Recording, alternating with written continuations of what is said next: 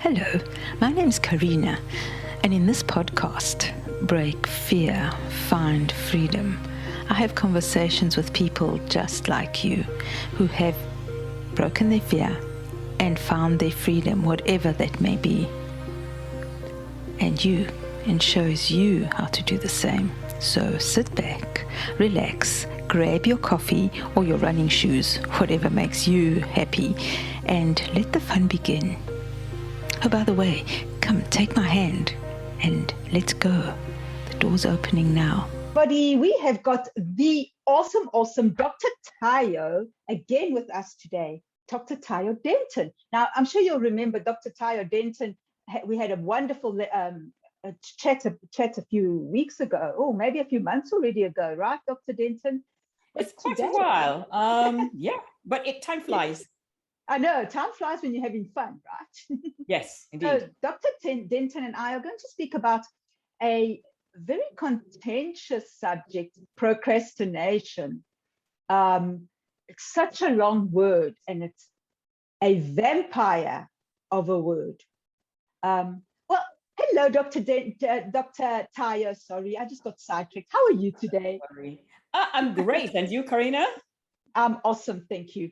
Dr. Tayo, do you want to just remind the people, our audience, who you are? Just like a few words, right? And then let's talk about procrastination.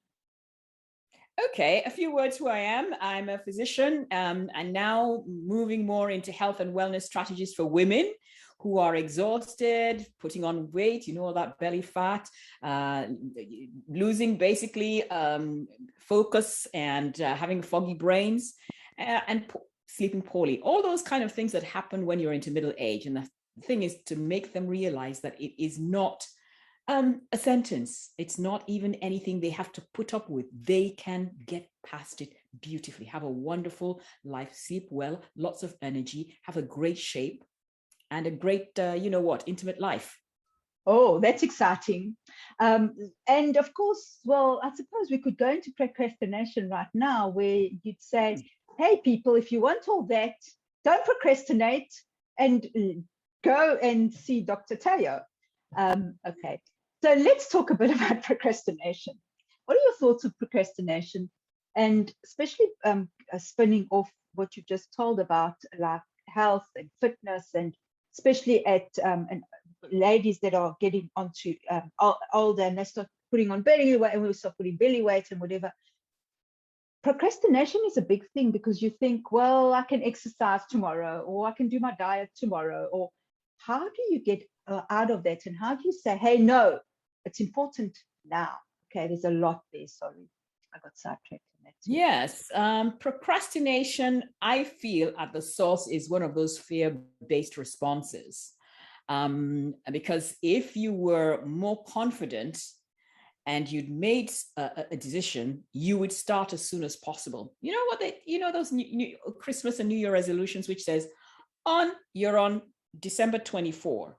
You're going to stuff your face with Christmas turkey. And you're saying, I'm going to stuff my face. And on January the 1st or 2nd, more like it, I am going to now spend 1 hour in the gym.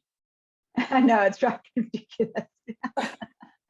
If you were truly, aligned with why you wanted to go to the gym or why you wanted not to eat such rich foods frequently, it would be a decision you make on the spot. You may have adjustments to it at some point in time. Not everybody's going to be 100%, but you would start.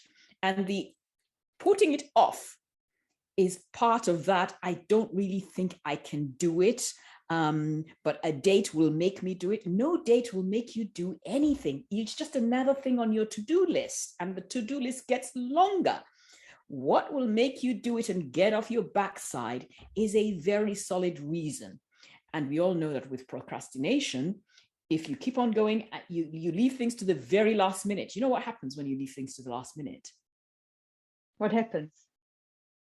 You and I know. It usually either doesn't get done or gets done badly.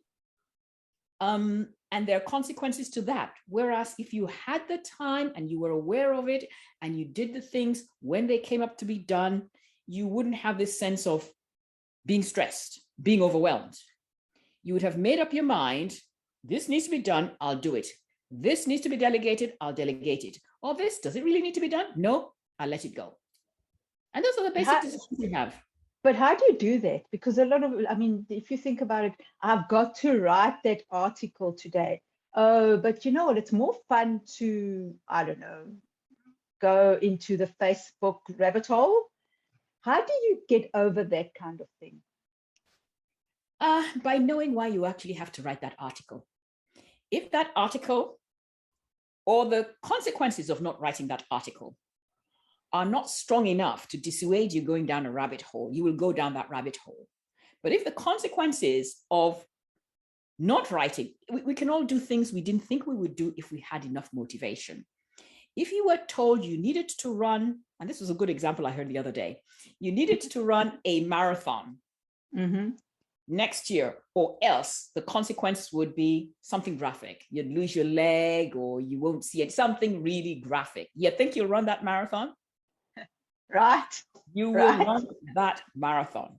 So what is the reason, or what are the consequences of what you are supposed to do? If there are no heavy reasons, desire, or consequences, you are likely to let it float and go down that Facebook rabbit hole.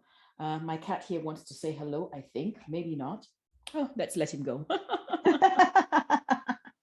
But now I'll go back to that. Now, that's really great. But how do you find the reasons? Because, I mean, okay, that's drastic, but you're not going to lose a leg if you don't write that article, right? Or you don't post your post on LinkedIn. So how can you stop that procrastination right now and say, okay, if I don't write that article, I'm going to what? Yes, I think a lot of it is the realization that all these things add up. And if you don't write the article, are you going to get the opportunities to connect with people that you want to connect? Are you going to feed? It may be that one article which somebody would notice and you omitted to write it on time. You know, the famous, for want of a horseshoe, the kingdom was lost. Little things, from the horseshoe to the horse to the soldier to the whatever, you know, it goes on forever. There's those little things that add up.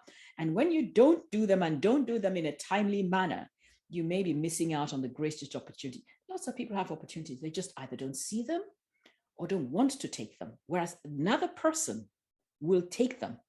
And we wonder why they were, in quotes, lucky. They're not lucky. They saw an opportunity and they went with it, even though it may not have made sense. It may not have been convenient. It may actually have been a bit of a pain, but they still went in. So would you think that the person who didn't go in actually is afraid? So would it be like fear stopping them? Would it be lack of confidence? What would it be that would have stopped them? An underlying fear maybe that they don't even know about. So what's the difference between the person who takes that and runs with it, and the other person that goes, or lets their mind or talk them out of it and procrastinates? Yeah, a lot of it, I think, is awareness. And it is also knowing what you want. Because if you see an opportunity and floats along what you want, you will recognize it. But if you really are one of those, anything that comes along, it's likely to float past you just as easily as it came in. But if you recognize, guess what? I wanted to get good example that has been often quoted about Michael Jackson and Prince. And they had this semi-rivalry, if you want to believe it. I think there was a level of respect between the two of them because they were great artists. Yes. And the tale goes that Michael Jackson would hear something in his mind and wake up his producer at something like 3 o'clock in the morning. And the person goes, Michael, it's 3 o'clock in the morning. What are you doing calling me at this time? I don't do something about it. Prince will. Now, I know, I love that story. Yeah, there was nothing written down. All he's saying that ideas are not unique to an individual. Yes. It goes around. I mean, you've seen people who says, but I thought about that 10 years ago. And all of a sudden they find, maybe Elon Musk or the people doing B&B. I thought about it, but they didn't take it up. The same way that these people took it up and made, a success out of it. Ideas come to all of us. It's whether we choose to take it up, why we choose not to take it up. And, if we want to put people don't want to put energy into it. And yet it requires a leap of faith to take an opportunity, because there's never any guarantee it's going to work. And if you read Elon's story and you read all the successful people, if you read Richard Branson's stories, they read like a horror novel. It's true, right? It's true. They right? read like you're going and says, he did this. Yeah, I heard another one yesterday, was too graphic. I just couldn't even continue with the story. But you know, he was made as an African-American origin child with a white foster, Caucasian foster parents, who just took him in because they wanted the money the state gave him. And he was sat down with a line of children, and he was forced to lick their shoes, the soles of their shoes, until his tongue bled. Oh, and I don't yet, want. yeah, it's Wow. horrendous. And yet, with all of those behind him, he became a major successful football player. So it's not where you come from. It's not what you suffered. Yes. It's what you're looking towards and what you do to get there.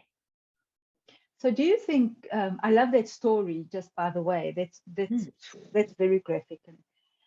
And I think that's something that our audience here will remember, that story as well, because I'm visual, right? And you can just see it in your head. It's horrible. But do you think that people that are, okay, sorry, let me rephrase that. Okay. So you've got this person that went through this terrible abuse, right, and became a famous football player or soccer player, whatever he did. But there are people that go through abuse and become alcoholics and land up who knows where. What's the difference? What is it within the human spirit that makes that person rise up and become somebody, and someone else that just gives up and says, I mean, I'm not saying that one's better than the other. At the end of the day, that people are people, right? But what do you think is that? What do you think? Is it the fear, or what is it? There's fear in it. Obviously, there is comfort built into it. You see, I mean, I don't know who said it, but in between a stressor is stress, is response or reaction. Yes. You can react. You can just go with your mammalian brain and just react. And usually the reaction is the wrong thing to do. Yes. Well, you can sit with it and respond. To respond is a much more powerful, but also much more intense a reaction. We are programmed as human beings to react. Yes. Go against that reaction and to go into response and to consider it. You know, you're stuck in traffic and somebody's cutting you up, and you've got a few, words to say to the person. Now, if you get told that that person was rushing because his wife was dying, yes, does that reframe? So sometimes we actually have to move outside of ourselves and say, this is a situation, that's a fact, but my interpretation of that situation may be incorrect. Why don't I take a more empowering, for me, response instead of reacting every time and raising my cortisol levels and raising my blood pressure and raising every other thing that's not good for me? Yes. So it's the ability to say, for the same people, and they've seen it so many times, somebody says, 2 children, twins, somebody says they go in to see a doctor. One is doing well, says, but your father was an alcoholic. How come you aren't an alcoholic? Says, I looked at him and I knew that was not what I wanted to be. Yes. The other person comes in. I know you know this story. It's repeated everywhere. In the same family, you have different outcomes, even though they were brought up the same way. Yes. And all of a sudden he says, oh, but my father drank. What else was there for me to do? That's his reptilian brain just going the easy route. It's much harder to say, that's not really what I want to be. And tough your way through it. There's no guarantee you'll succeed, but you're prepared because that you recognize that is not normal. That has a pain attached to it. And if you feel that you don't want that same kind of pain, but if you kind of like give up and go into victim mode, well, he was like that. There's nothing else left in this world. I might as well drink. It gives me a measure of comfort.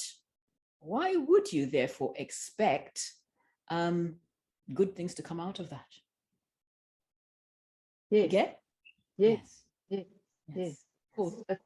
But also, like, I wonder what it is that just changes. That we're going back to the twins. So the first one sees that and says, "Hey, I don't want that," and changes the attitude. It's just about attitude, right? And the other one says, "Well, hey, oh well, woe is me. I'm destined to this life."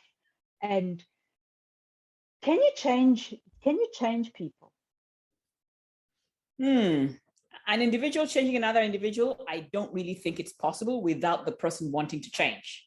You have to want to change. There must be something inside you which says, I don't like where I am now. I know I can look forward to better. There are no guarantees, but I can look forward to better. It has to come from you, whatever motivating factor there is. But I don't think another human being can change you without your permission. Yes. Okay. So it's all about you, right? So if we have to change ourselves so we can change the world. Yes. So can we spin this off now and talk about procrastination?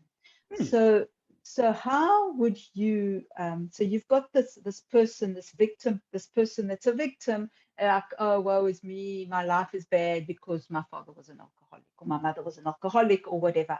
So I can't do anything. Yes. I'm going to do something, but I'm not going to do anything because I'll just procrastinate. I mean, obviously it's not a physical thing that people say, well, I'm going to procrastinate, right? It isn't. But can you recognize that even as you were describing that, the emotions were disempowering? Emotions, even as you were describing it, you were kind of like going into a hole. It was not a feel-good thing. No. So how do we actually take that person out of there? I mean, okay, like we said, it's all about choice, right? And we can't do anything for anybody unless they want to do it. That's not part of the. So we're putting that aside. We know that, okay. But how can you assist that person, or what can you do to tell that person how? Hey, you're procrastinating. This is what you do, and maybe if you do this, you can get out of the hole and change everything, right? I mean, even if you stop procrastinating for one little thing, for 5 minutes a day, right? If you have a chronic procrastinator, it'll make a difference in their lives eventually. Yes. How can you do that? And can you do it? I think you can, because what comes to mind is there are a few people who don't need it, but what comes to mind is role models, as well as, you see, when people see people similar to themselves, even though they're feeling disempowered and small, they're more likely to go, oh, if that person can do it, a la 4 Minute Mile, so can I. For true barrier breakers, those are exceptional people. And they, on a standard deviation curve, they would be at one extreme end of the cup. That's not most of us. They'd be at the extreme end. But there are very few things that anybody now is going to do that somebody hasn't done. So the thing is exposing yourself to people who are where you want to be. You know, the good saying, you're the average of the 5 people around you, whatever it is. It could be IQ, it could be dress, it could be scholastic achievement, it could be anything. But you tend to be an average because we tend to want to go in hordes. If you know you want something and you see something, and all you maybe do is read. In these days, there's material out there. You don't have to know them personally. You can read their books, you can watch their videos, you can follow them on LinkedIn, TikTok, whatever is your favorite poison, and you get ideas. Seriously, I love it.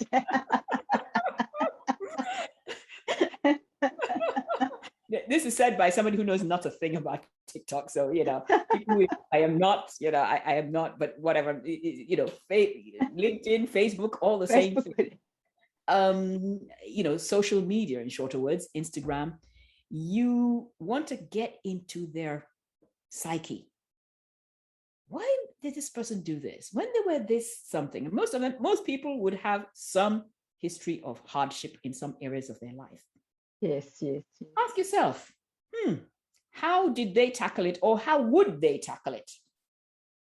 And if you ask yourself, how would they tackle it, or how did they tackle it, it puts you into a different headspace, a headspace of improvement, a headspace of, it takes you out of the victim. It makes you into, I'm responsible for my life and let me do what I need to do or what I can do. Because guess what? I'm not a unique mode. I'm not a snowflake. No. You know? Well, we are in our own way, but yes, you can. Yes, but you know what I mean? We sometimes think everything we have is unique. No, there are too many people with too many stories. You know how Richard Branson got, he was set upon almost by the might of the British government, who ran a dirty tricks campaign on him, and he prevailed. Before him was Sir Freddie Laker, for those who know, and Sir Freddie Laker was pretty much buried, but he was the beginning of the let's diversify air travel. Let's make it a bit more democratic. He was the beginning of it. And Richard took it over, and he was basically getting people to pay for planes that he didn't have the money to rent. He just found a way around it. And he was just, if it sank, it would have sunk without trace. He was willing to take the risk. So it's looking at those situations and saying, guess what, this is where I want to go. It is not riskless. Everything has a risk. Do the rewards I want for myself and for whoever else is around you, is it worth going all in? Yes. Until you go all in, it is difficult to get a reward, because you'll just get an average result like everybody else. Yes. Yes, I love that. But now again, so you have, I don't keep going back to this, but that's what you want to do, right? You want to go all in, but there's always that procrastination that stops you. But it's not really procrastination, it's really that fear that sometimes stops you, because you think, well, Richard Branson did it, but Richard Branson has got money or whatever, but he didn't when he first started. So how do you get over that? Because you have the fear, which means that you procrastinate, which means eventually, like you were saying, we spoke about earlier, the opportunities just float past you, and you're going like, hey, I want to do it, but I can't do it. I'm too scared. Okay. How do you get out of that whole thing? Like your mind. It's awareness. It's realizing that what you're seeing with Richard Branson is decades of work. It's looking at somebody who has a particular skill and realizing there's no such thing as an overnight success. It's decades. I mean, you listen to the bios of anybody you care to know, how they actually fought to get where they were, because none of them was it giving on a plate. And those who were giving on a plate never made as much as those who had it rough. That's almost a rule, actually. That's almost a rule. That there needs to be a degree of hardship. And I put it akin to, say, a caterpillar coming out and becoming a butterfly. If you break the cocoon of a caterpillar, it will never develop the wings in the full way it was meant to be. It will be crumpled, because in the act of bursting through that cocoon, it diverts blood into the wings, which allow it to spread. So there is something that stress does that, and it's good stress. Stress. Everything we do has some good stress aspect of it. Our exercising to build muscles, you're tearing little mini fibrils of muscle. You need this stress to build your muscles. But if you overdo it, then that's a problem. So you need that. Recognize that there's going to be some stress and just be prepared to it. So those people going into the gym and building their muscles, it's not by accident that they end up being very strong, but they put stress on their bodies to get strong. And that is, studying at all hours and passing those exams, same thing, stress. So yes, I'm not sure what's happening with my computer. It's basically telling me that it is dying, which it should not be. Okay, so let me see. Okay, 2 seconds and I will be talking. 2 seconds. I plugged it in, but obviously it was into the wrong plug. Oh, yes, obviously. And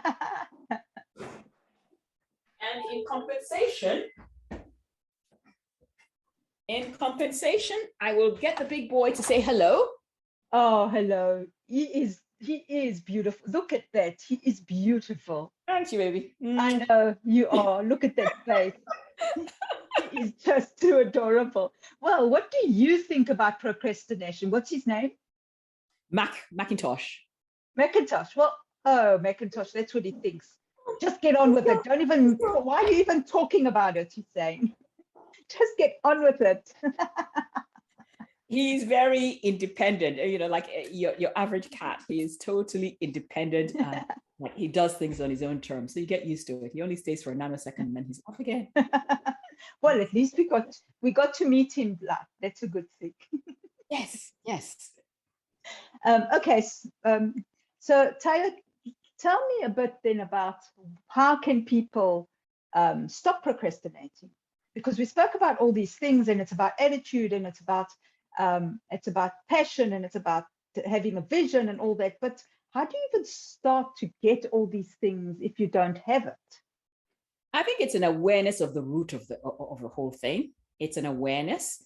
When you start with an awareness and saying, oh, and perfection, by the way, is a form of procrastination and fear. It's born out of that root cause.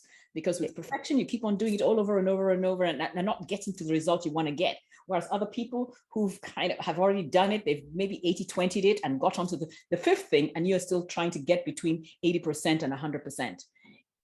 Was it really, did you need 100%? It's almost not achievable because the next person will come along and make an even better yes. a product. That's true, right? Whatever it is, it's going to always improve. And that's yes. the way the universe is meant to be. We're meant to be in a continually expanding way. So I think, first of all, is awareness. And when you find yourself going down the perfection loop, then say, do I really need to go down this loop, or am I getting into that perfection loop, which will take so much more out of it, but I don't get much bang for my buck? Am I now beyond 80%, or is there truly, truly, truly good enough that will allow me to release this as a beta and improve as time goes on?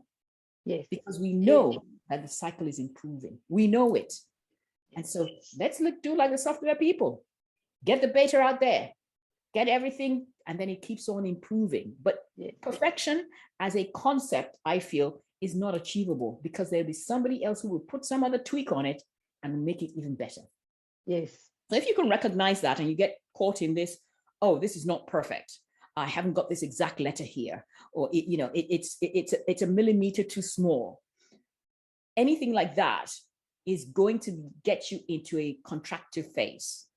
If you can recognize it and say, this is good enough, can I now move it out there and move on to something else that would actually help the whole?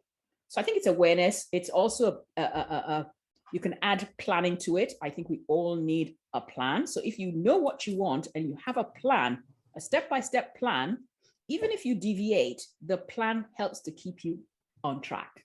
Yes. If you're falling too far behind, I'm spending too much time here. I better move on because it's not serving me. There is still all these other things I need to do. And I'm, it's year 4 and I'm still 20% of the way. Yes. I mean, we laugh. I'm laughing because you can relate to it. I mean, I can relate to that on so many levels as well. You're fan. So we all, and it's right. It's as soon as you can be aware of it. But how do you also get that awareness? Because some people just don't see it, right? And is there no hope for those people who can't see it? Or is there a way that they can see it and you can just shift those minds to the eyes to see it? I don't have a true answer for that, to be honest, because you have some people who are not interested in anything but themselves. Yes. And if they're not interested in anything than themselves, as I said, you can't change people. There's not much you can do about it. Yeah. But for somebody who is open to criticism, constructive, I'm not saying the type that, the cancel culture and all that kind of rubbish. Yes, I'm saying yes. Open to suggestions, to constructive criticism, to something they know that, even though this sounds hard, if I do this, it'll make me a better person. Yes. And you say, okay, I'm spending way too much time on this. I am, looking at the small little niggly bits. And we all do that. But you sit back and you look and say, I'm spending too much person. Yet you look at somebody who has done something similar and got the results and got out of Dodge. And you say, how did they do it? Look around, how did they do it? Because nobody's situation is so unique that you can't find elements from somebody else to model. Yes. So that's my attempt at an answer. Yes, but I love that answer. So it's also, become aware. So I think it's a lot of times this fear and this procrastination is due to being too self-aware. Self-aware in a way that you think of yourself too much when you're in an interaction, instead of thinking of the other person and putting your attention on them. Then you don't have your attention on yourself, and you don't feel bad or whatever. Does that even make sense, or am I just talking around? So in a situation like this, for example, if I think, I wonder what Tayo will think if I ask that question. I wonder what I look like. I wonder what my hair looks like. And then, you so self-absorbed. That's not a self-aware, self-absorbed, right? That you don't even realize what Tayo is even about. And maybe if we change that a bit and we take that self-absorption and put it onto the other person. Can you hear me? Or am I lost? Hello? Yes, I can. Yes. I can. Yes. Then that also takes away the fear, right? And the procrastination. What are your thoughts on that? Yeah, I like that actually, because realizing that we are not, like I said, we're not complete snowflakes in a lot of aspects. And if you know that there are other people who have, similar feelings, emotions, etc., it really stops you from being more of a victim, if you like. Yes. So I like that. Being aware of what's around you instead of being so cocooned, you don't care about anything else but yourself. Yes. And I think if we start thinking about it, so that's a challenge to anybody out there, right? If you stop thinking, even if it's for 5 minutes a day. I mean, I know we all have our own stuff, and our lives are so complex and be busy and whatever. But for 5 minutes a day, maybe spend time actually listening to someone else, and see how it makes you feel, and see what a difference it makes in your life, right? Completely true. And I mean, you know what they say about what's in it for me? What was something else I heard? It's like we are our own favorite radio station. I haven't heard that one. Yeah, I thought it was, everybody's their own favorite radio station. Can you now set that aside and go into another channel and go and fiddle around and find out what's happening on other channels but yours? And I think that exploration will bring all kinds of surprises. But having said that, even though there's no guarantee that those surprises will be positive, there's a growth that comes out of going through them, or going through that exercise. There's a growth that comes out of listening to other views which may not sync with yours, because you may learn something new and you go, oh my God, I didn't know that. Okay, maybe time to reassess what I thought. Exactly. And don't you think it's also time that we stop? Because especially now, everybody's like, there's two camps. There's the one that's whatever, there's just two camps, and people are just fighting with each other instead of listening. Just stop for a minute and listen instead of judging. I think we'd all be happier, and you'd probably find that you do learn something, right? And you'll start changing your attitude about things, and maybe like grow and move forward too, right? I completely agree with you, because it's only we just don't know it all, don't have it all. Other people have other aspects where they're much more, shall we say, accomplished, and it's useful and for our own growth to talk to them, to share with them, to listen. Yeah. Okay, thank you, Dr. Tayo. Let's just say, where can people find you? I mean, I know we went on a side track and everything, and then we'll just bring it all home about procrastination. Where can people find you? And I know you've got this really, really cool, you've got this whole new website, I mean, Facebook group that you're doing now. And I think we'll chat more about that help on our next health series. But it would be great to know where people can find you. Yeah. And then, yes. I'm excited about, your health series, and please, shameless plug. I'd love to be part of it. Exactly. Because I think that there's just like you're coming on with your gifts, some of which I really don't know anything about, and I'm just wildly, excited that you've invited me. I would also want to share what I'm very passionate about, and I know will benefit people. It's not for me, that's preaching to the choir. It's for the people that it can really benefit in terms of their health. So yes, they can go to, the simplest thing I suppose is to look for me on Facebook generally, which is facebook.com/Tayo, TAYODEE. That's the easiest way to look for me. I think in your show notes, I will also provide you with a link which will take you to my calendar. And the calendar there, you can book a free session, get better sleep, work better, look great, and live better. So with all of that, then we'll work together to get you to a wonderful place, to sleep better, like I said, to be focused, and to love your body and your life. What's not to like? So that's beautiful.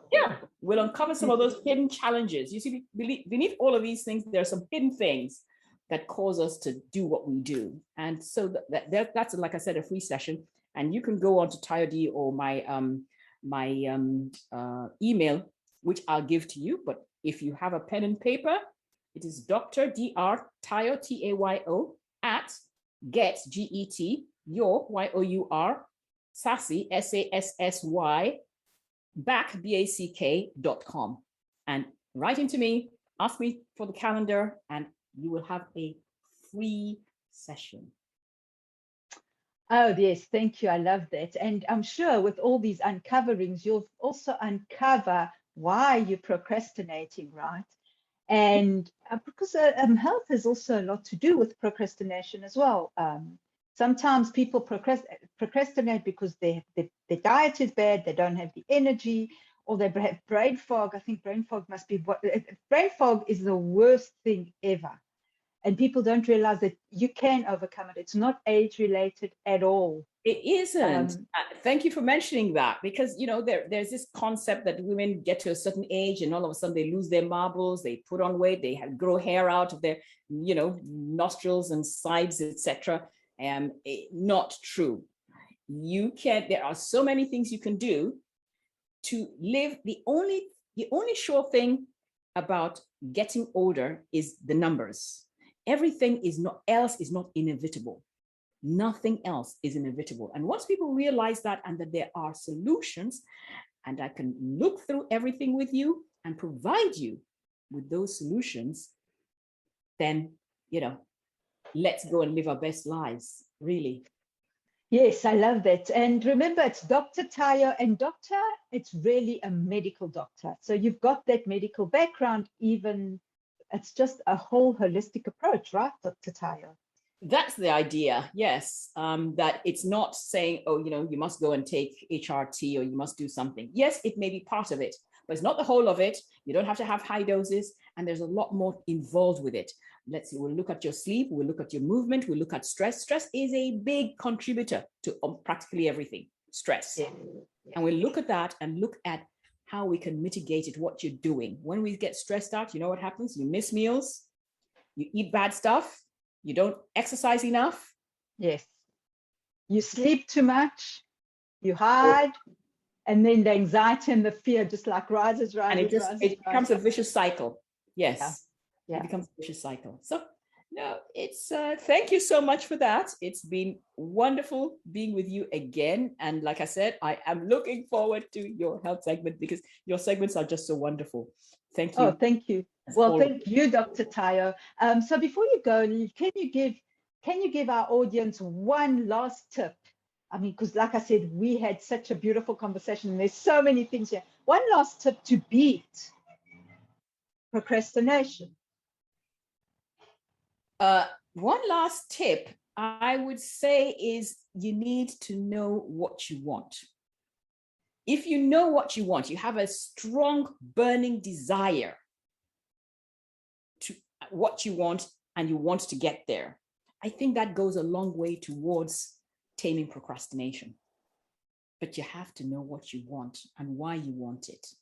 It's not just what you want, it's why you want it. Is it because you want to look after your family? Is it because you want to look after your body? Is it because your health is falling apart and you're told you might get a stroke? Things like that. If you can get a handle on why you want, what you want, you're less likely to procrastinate. You know, people who've been giving sentences all sorts and all of a sudden they clean up. Yes, We don't want you to get that far. We want you to do it before you ever get to the stage of, messages that are life-changing. Yes.